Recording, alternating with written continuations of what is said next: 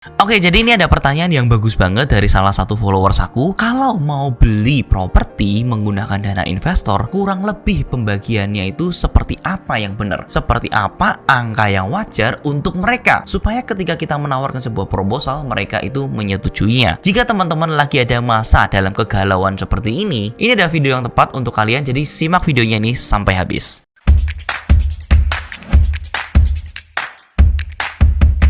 Yang perlu kita ketahuin sebelum kita akan tahu keuntungannya seperti apa, kita harus tahu dulu kira-kira investor itu ada berapa macam, siapa orangnya, apa resikonya, berapa lama waktu peminjamannya, dan peruntukannya sebenarnya untuk apa. Yang pertama yang harus kalian ketahui bahwa investor itu ada dua macam. Yang pertama adalah investor dengan bunga, yang kedua adalah investor bagi hasil. Investor yang pertama adalah investor yang menginginkan ketika kalian itu ditawarkan sebuah project, mereka itu harus mendapatkan bunga yang lebih tinggi dibandingkan dengan ekspektasinya mereka. Mereka biasa berekspektasi menggunakan deposito yang biasanya bunganya 2%. Tapi setelah kalian itu menawarkan project yang kurang lebih bisa menghasilkan 5%, 6%, apakah mereka mau?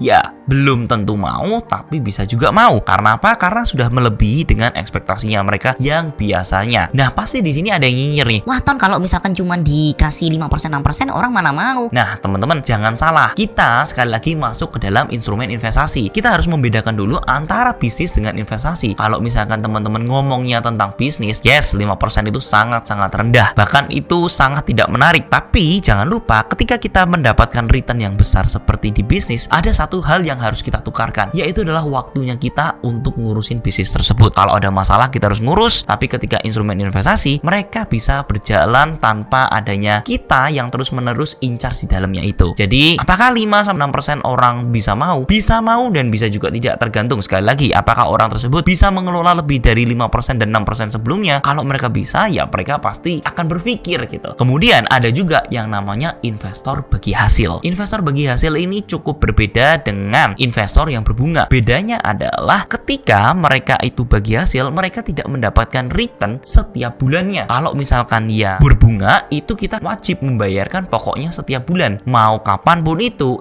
harus. Bisa nggak bisa? Harus. Tapi kalau yang bagi hasil, ini ada resiko yang sebenarnya dia tanggung. Dalam artian, ketika mereka gagal bayar, orangnya tidak bisa meneruskan bisnisnya, bisa nih dimaklumin karena dari awal prosesnya adalah bagi hasil. Tapi dengan dia ini bagi hasil, dia berharap return yang didapatkan itu senilai dengan return bisnis, dimana ketika dia masukkan uangnya, dia bisa mendapatkan return yang lebih besar atau sama besar ketika dia menjalankan bisnisnya itu sendiri. Kemudian kita harus tahu dulu nih, dari kedua ini sebenarnya siapa orangnya, siapa investor ini. Nah, sebenarnya dua-duanya ini bisa person atau perusahaan. Kalau investor yang menggunakan bunga, biasanya kalau perorangan disebutnya rentenir. Tapi kalau perusahaan disebutnya itu kayak perbankan, pegadaian. Nah, kalau investor bagi hasil itu seperti apa? Investor bagi hasil ya orang-orang yang percaya dengan bisnisnya kalian, mereka injek. Nah, kemudian kalau person itu siapa? Ya bisa teman-teman terdekat kalian, keluarga kalian. Ketika mereka memberikan dana, biasanya disebut sebagai angel investor untuk di awal-awal ketika kalian lagi bootstrapping bisnisnya kalian itu. Kalau misalkan ternyata bagi hasilnya itu sudah gede banget nominalnya, sudah nggak bisa pakai angel investor lagi, nggak bisa pakai person to person lagi, biasanya pakai perusahaan yang sering disebut sebagai VC. Nah, itu sebenarnya adalah dua macam investor tersebut. Kemudian kita harus tahu nih, resikonya apa nih Ton kalau misalkan menggunakan mereka. Jelas, kalau investor berbentuk bunga, itu kalian wajib banget untuk bayar setiap bulannya. Walaupun ternyata mungkin tiba-tiba bisnisnya kalian itu lagi bermasalah, tidak sesuai yang kalian inginkan, mau nggak mau setiap bulan itu wajib banget teman-teman harus bayar. Sedangkan kalau misalkan yang investor bagi hasil, mereka akan memaklumi kalau misalkan tidak bisa bayar ya nggak masalah, tapi harapannya mereka ya mereka bakal sukses bersama. Nah, biasanya yang lebih berisiko itu adalah investor yang menggunakan bunga. Makanya sering banget kalau misalkan kayak kita pinjem dengan keluarganya kita, orang tua, om kita, saudara-saudara kita, mereka lebih condong ke yang bagi hasil karena mereka itu tidak pingin kalau misalkan ada kenapa-napa kalian itu harus jadi bermasalah, hubungannya kurang bagus, karena jadinya itu lebih ke arah hutang gitu, bukan lebih ke arah invest atau injek. Kemudian kita harus tahu dulu berapa lama waktu peminjamannya. Investor bagi hasil itu biasanya punya dua metode juga. Yang pertama investor bagi hasil short term,